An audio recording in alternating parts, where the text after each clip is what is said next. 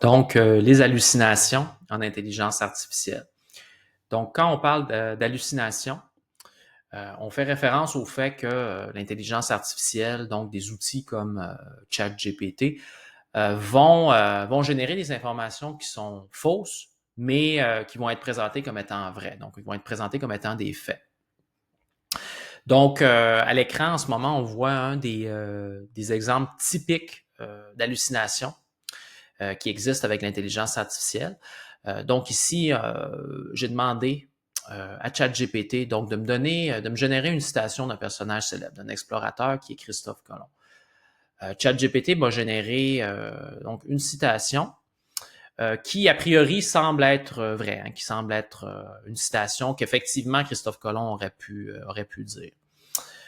Sauf qu'en allant un peu plus loin, en confirmant, donc en demandant à ChatGPT si Christophe Colomb a effectivement dit cette citation-là, donc si Christophe Colomb a vraiment dit ça, on se rend compte rapidement que ChatGPT, dit que il y a eu une confusion et que Christophe Colomb n'a jamais donné cette citation-là.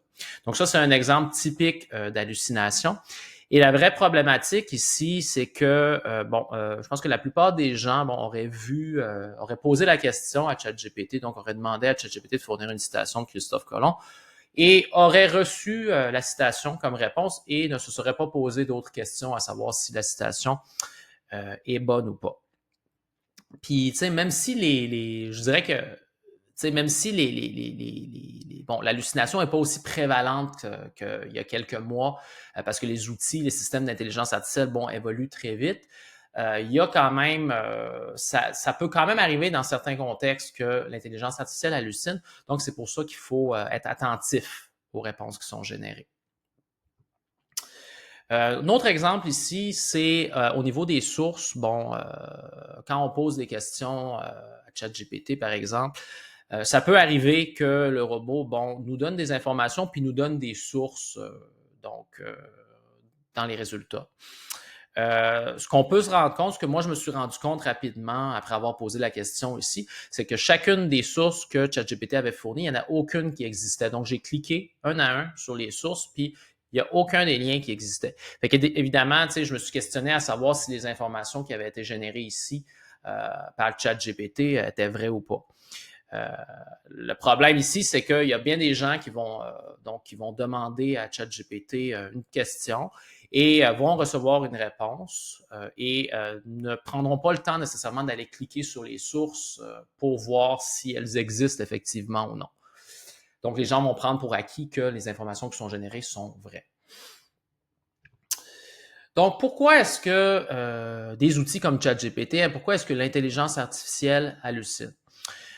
En fait, je ne veux pas trop rentrer dans les détails techniques, mais en fait, l'intelligence artificielle, les outils comme ChatGPT, dans le fond, vont être obligés de formuler une réponse. Fait que même si l'information, même si après qu'on leur pose une question, en fait, et que, on leur demande quelque chose et qu'ils n'ont pas la réponse dans leurs données d'entraînement, ils vont quand même devoir générer une réponse. Donc, c'est ça qui fait en sorte que des fois, on a des informations erronées qui apparaissent dans les résultats. Donc, c'est ça, les données d'entraînement sont insuffisantes et la requête est mal rédigée. Donc, quand on pose une question à ChatGPT, donc quand on lui demande quelque chose, dans le fond, c'est ce qu'on appelle une requête. En anglais, on appelle ça un prompt. Et c'est vraiment la rédaction d'une requête, c'est vraiment un art en tant que tel. C'est un peu comme, si mettons qu'on utilise un moteur de recherche comme Google, plus on va être précis dans notre demande, dans notre recherche, plus on va avoir des résultats qui sont précis.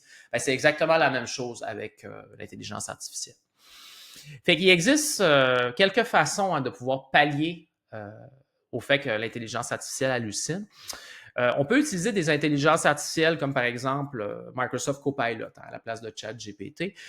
Donc, Microsoft Copilot, c'est une alternative à ChatGPT.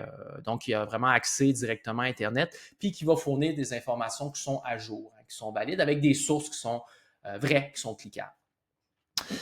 Autre chose qu'on peut faire aussi, c'est apprendre à bien rédiger ses requêtes. Ça va être le sujet d'une autre vidéo, là. Puis, bien évidemment, il faut faire preuve de pensée critique, d'esprit critique, hein, puis aller contre-vérifier les informations qui sont générées pour s'assurer qu'elles sont vraies. Donc, c'est pas parce que ChatGPT te génère une information, te donne un résultat que c'est nécessairement vrai. Il faut aller vérifier si on peut retrouver cette information-là via une source, là, dans une source qui est crédible.